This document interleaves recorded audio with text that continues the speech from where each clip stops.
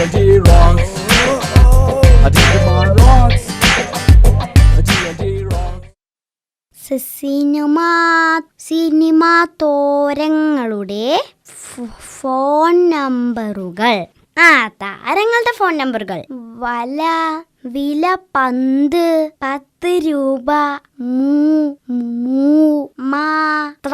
മാത്രം കൊള്ളാലോ.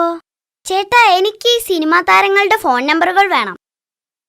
പുസ്തകം 10 രൂപ. ഒരു പേന തരുമോ ചേട്ടാ? ഒരു കഷ്ണം കടലാസ് തരുമോ ചേട്ടാ?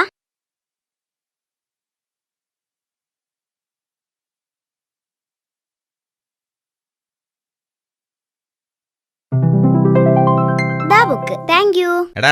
നിനക്ക് പുസ്തകം വേണ്ടേ? പിന്നെ സിനിമാ താരങ്ങളെ വിളിച്ച് നേരം കളയാനല്ലേ എനിക്ക് സമയമുള്ളു. എനിക്ക് മോഹൻലാലിന്റെ നമ്പർ വേണമായിരുന്നു, അത് കിട്ടി. Thank you. താങ്കൾ വിളിക്കാൻ ശ്രമിക്കുന്ന നമ്പർ ഇപ്പോൾ സ്വിച്ച് ഓഫ് ചെയ്യപ്പെട്ടിരിക്കുന്നു. എന്റെ കുടുംബം വഴിയാധാരാക്കിയിട്ട് സ്വിച്ച് ഓഫ് ചെയ്തിരിക്കുക. എന്നെങ്കിലും എനിക്ക് ലൈനിൽ കിട്ടും. എന്താടാ ടിൻഡു, മൊബൈലും പിടിച്ചെന്താ പിറുപിറുക്കുന്നത്? ഞാൻ നമ്മുടെ മോഹൻലാൽ ചേട്ടനെ ഒന്ന് വിളിക്കാൻ നോക്കിയതാ, പക്ഷെ കിട്ടുന്നില്ല. മോഹൻലാലിനെയോ? പുള്ളി നിനക്ക് പരിചയമുണ്ടോ?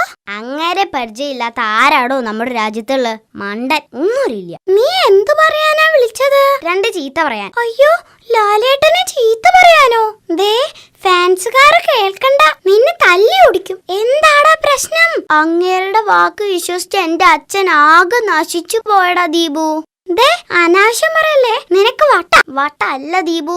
1 മാസം മുമ്പേ രാവിലെ ഞാനും എന്റെ അച്ഛനും TV കണ്ടോണ്ടിരിക്കായിരുന്നു. അപ്പോഴാണ് ലാലേട്ട എലിബാർ ജ്വല്ലറിയുടെ പരസ്യത്ത് പറയുന്നത് അവിടുന്ന് പൊന്നു വാങ്ങണം, അത് വളരെ കേമാണെന്ന്. എന്നിട്ടോ ഉച്ചയായപ്പോ അതേ ടിവിയില് അതേ ചാനലില് മോഹൻലാൽ തന്നെ പറയുക, വീട്ടിൽ സ്വർണം വെച്ച് വെറുതെ നാട്ടി തെണ്ടി നടക്കാതെ കൊണ്ടുപോയി പണയം വെക്കാൻ. അച്ഛൻ എന്തു ചെയ്തു? അച്ഛനാരാ മോൻ. അപ്പൊ തന്നെ സ്വർണം മുഴുവൻ എടുത്ത് മറ്റേപ്പുറം ഫൈനാൻസിൽ കൊണ്ടുപോയി വെച്ച് കാശ് വാങ്ങി.